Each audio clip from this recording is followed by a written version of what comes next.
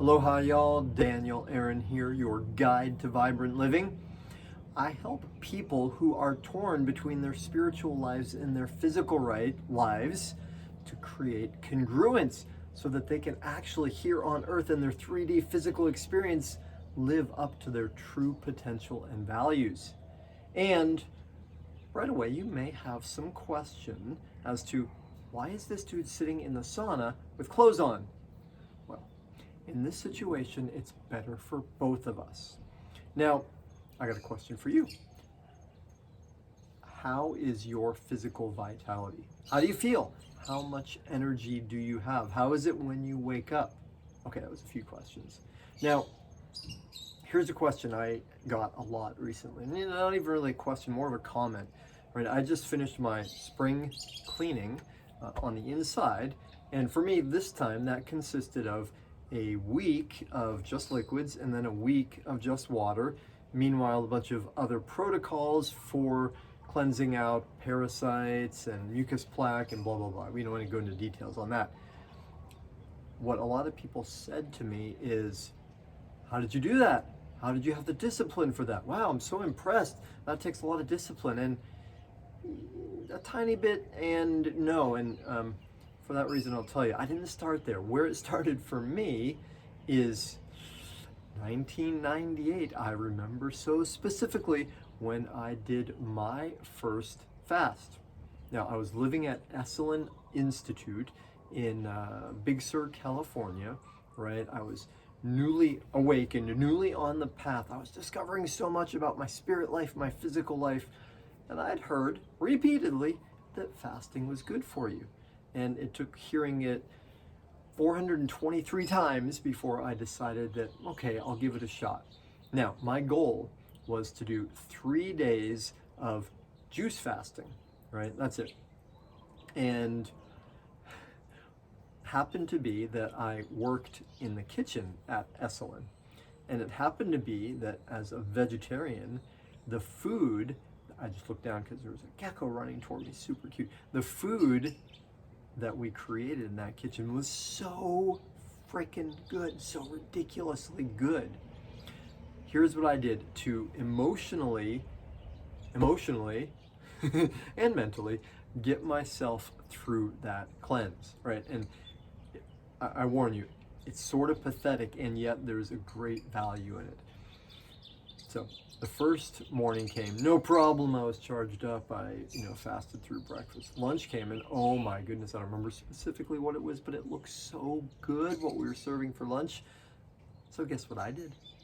I took some, Tupperware type stuff, some containers, and I took the food aside and put a serving for me of this and of this and of this, and I wrapped it up and I put it in the walk-in freezer. So then I felt like I wasn't missing out. I wasn't missing out on anything. I love food, especially that food. So now, what happened when dinner came? It was amazing looking. Wow, what a beautiful and such a beautiful dessert. So what did I do? I wrapped it up in containers and I put another one on top of the first one in the freezer, the walk-in refrigerator. So guess what? 3 days I make it through my cleanse. No kidding, following the same protocol. Breakfasts I could do okay with, but each lunch and dinner I actually put aside. Now, this is going to be a big stretch. See if you can hang with me here. When I got to the 4th day and it was time for me to enter into the eating world again, guess what my challenge was? Yes, lunchtime on the 4th day was beautiful. So I wanted to eat that, plus the lunch I had on the first day that I saved, or I could have eaten the lunch on the second day because that one looked even better than the first day. See what I'm saying? So I can laugh about this now, and I could laugh about it then. I knew I knew it was silly at the time. And my point, in case it's not super obvious, is we all start with just the littlest bit, right?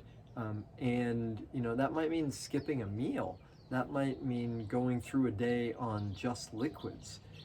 When I used to run yoga teacher trainings back in Bali, one of the things we would do with the trainees is 1 day a week we would fast. And actually it was juice fasting, and we called it juice feasting. And it's, one day is not enough that you're going to start any detox situation or feel bad. Yet there was an amazing thing about it. So many people, not everybody, but so many people found that really difficult. Why? Because most of us are more emotionally, psychologically, habitually tied to eating and our schedule than we are physically, right? You think, yeah, I got to do that. That's what I do. And so when we miss it, we feel like, ooh, who am I? I'm not myself anymore, and something's wrong.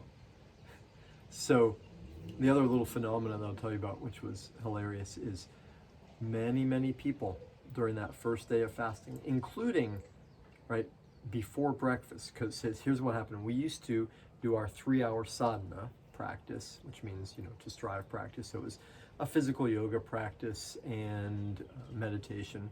3 hours, it was a challenging time. We would do that before we had breakfast.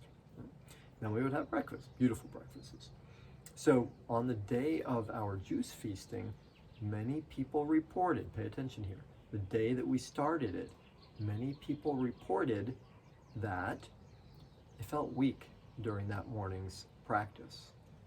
The next day, when we had juice feasted, fasted for an entire day, and we got to the morning's sadhana, the practice, many people reported that they felt like tons of energy the day after they hadn't had any food, because many said breakfast was coming up, so they were excited for it.